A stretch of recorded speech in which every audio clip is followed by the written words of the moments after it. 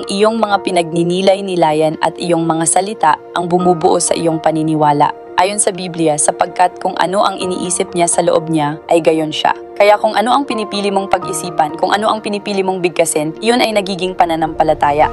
Kung pinipili mong ituon lamang ang iyong isipan sa katotohanan, ang salita ng Diyos, at tinatanggihan mo ang lahat ng kasinungalingan, at pinipili mong maghayag ng positibong pagtatapat, lalago ang pananampalataya sa iyo.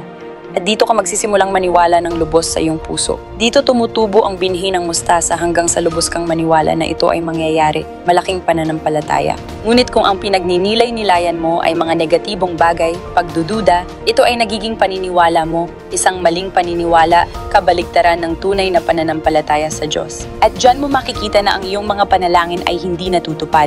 Hindi mo makikitang gumalaw ang mga bundok. Kamatayan at buhay ay nasa kapangyarihan ng dila, ayon sa Biblia. Kaya't kaya mong pagalawin ang bundok sa pamamagitan ng iyong bibig o gawin ang kabaligtaran at buksan ang pintuan para sa demonyong pang-aapi sa pamamagitan ng iyong dila.